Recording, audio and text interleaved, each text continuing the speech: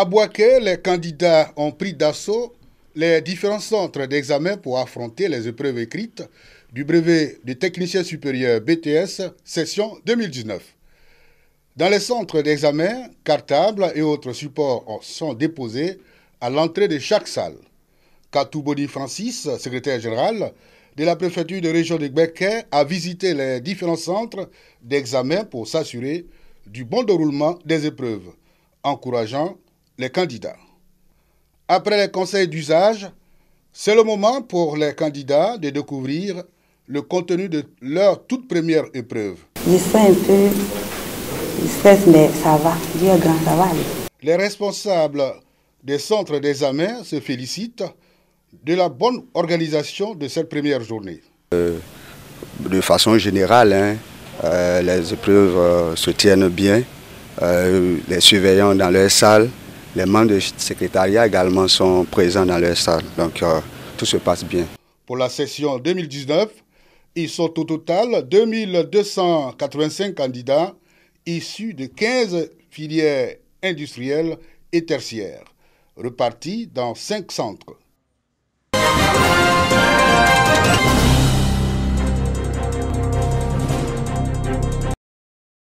Village de Kafalovogo dans la sous-préfecture de Ferkessédougou, région du Kyologo.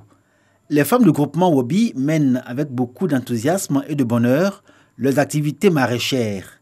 Elles ont pu accéder au financement grâce auquel leur activité est en croissance. La question de l'eau, hier frein au développement du maraîcher dans cette partie du Kyologo, est aujourd'hui définitivement réglée. Avec la digue réhabilitée, leur activité reprend de plus belle. Le groupement Wobi de Kafalovogo est un exemple d'autonomisation des femmes. La digue a été refaite et aujourd'hui, grâce à ces partenariats, le financement a pu sauver 300 emplois, essentiellement des femmes qui travaillent autour de ce barrage dans les cultures maraîchères. Le groupement Wobi de Kafalovogo bénéficie de l'appui technique et financier du SDEL, Service de développement local. Un service innovant proche des populations est mis en œuvre depuis 2017 par le programme des partenaires municipaux pour l'innovation en développement économique local PMI-DEL. Ce programme est en expérimentation depuis 4 ans à Ferkessédougou, chef-lieu de la région du Kyologo, et piloté par l'Union des villes et communes de Côte d'Ivoire, UVCOSI, à l'initiative de la Fédération canadienne des municipalités, financée elle-même par le gouvernement canadien. Et pour son appui aux actions de développement local, un label Ferkessédougou tente de s'imposer sur le marché européen. Le karité de Côte d'Ivoire n'était pas valorisé. Notre défi, c'était de dire, nous avons le savoir-faire, nous allons produire un karité qui va être un karité de valeur, qui n'a plus besoin d'être transformé. Le karité Made in Ferkes, c'est un karité qui est déjà opérationnel pour intégrer n'importe quel type de processus industriel en Europe et aux États-Unis. Le programme des partenaires municipaux pour l'innovation en développement économique est exécuté dans la localité de Ferkessédougou, Korogo et Karakoro, mais également au Mali et au Burkina Faso, avec l'objectif de lutter contre la pauvreté d'ici à l'an 2020.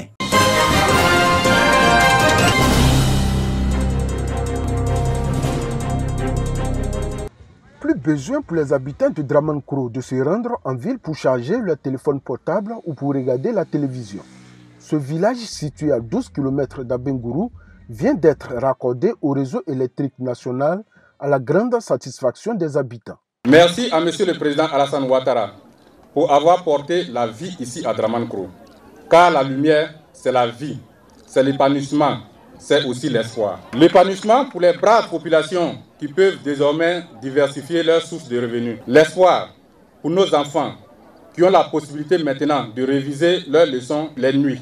Et également pour les adultes qui s'adonnent au cours d'alphabétisation chaque soir après les travaux champêtres. Le raccordement du village de Dramankro au réseau électrique national s'inscrit dans le volet électricité pour tous du programme social du gouvernement. Ce programme vise l'accès de toutes les populations ivoiriennes à l'électricité à l'horizon 2020 à raison des branchements abonnements de 200 000 ménages par an.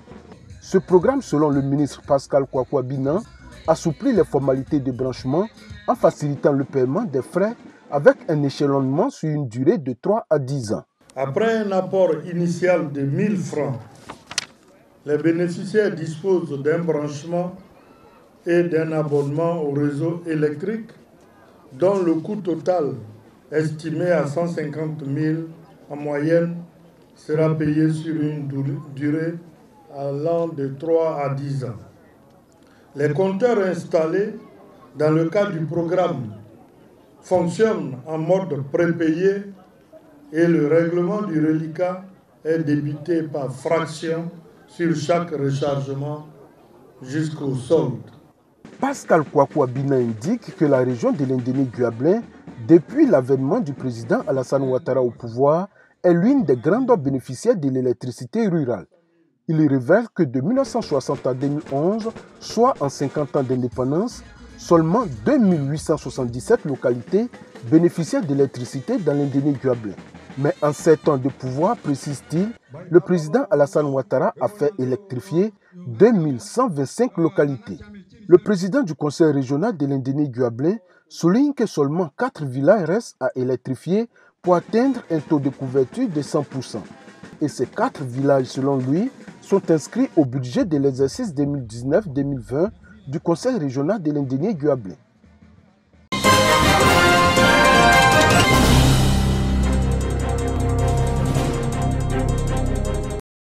Gare spontanée, anarchie et grève récurrente, le milieu du transport souvent indexé.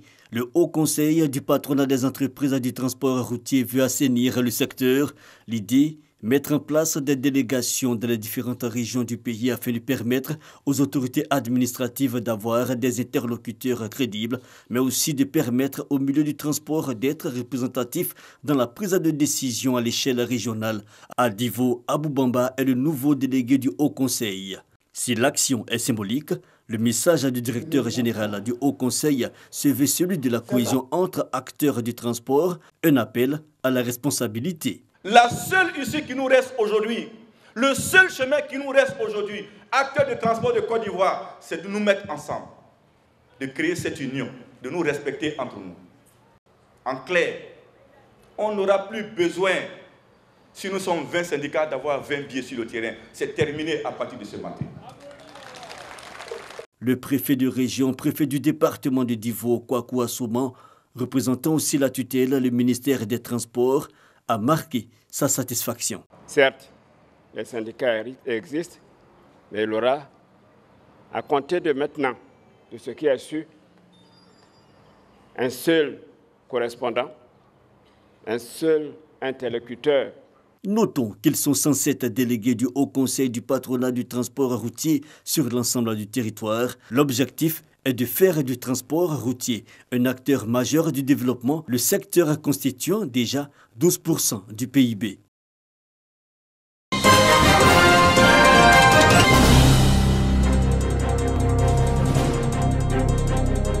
Comment passer de l'état de malnutrition chronique de 32,2% à l'état de malnutrition faible de 30% chez les enfants de 0 à 5 ans dans le district autonome de Yamoussoukro. Ce district a enregistré en 2018 466 cas de malnutrition sévère chez les enfants de moins d'1 an. Pour réduire ce taux, SOS Village d'enfants Côte d'Ivoire est en campagne pour la promotion des bonnes pratiques nutritionnelles et l'allaitement maternel exclusif chez les enfants de moins de 6 mois. C'est la commune d'Atiguakro qui a abrité la cérémonie de lancement officiel de la campagne. Protéger un enfant commence d'abord à lui donner le droit à la vie, le droit aussi de pouvoir avoir une bonne alimentation. L'allaitement maternel exclusif reste le moyen sûr pour une meilleure croissance des enfants de moins de 6 mois. Lorsque l'enfant est allaité exclusivement, il bénéficie de tous les nutriments dont il a besoin pour sa croissance. Et ce que le lait apporte en termes de nutriments, c'est bien précis. Ce n'est pas en surcharge. Cette campagne est soutenue par le district autonome de Yamoussoukro et de nombreuses associations féminines. On ne peut pas bien éduquer un enfant qui sera un futur citoyen si on n'implique pas la femme. Je demande pardon à nos grands-mères vraiment de stopper un peu le gavage de l'eau à nos petits-enfants. Selon l'Organisation mondiale de la santé, le taux de l'allaitement maternel en Côte d'Ivoire était de 23% en 2017. L'allaitement maternel permet à l'enfant d'éviter l'obésité, l'asthme et plusieurs autres maladies. Du côté de la mère, elle sera moins malade et évitera le cancer des seins.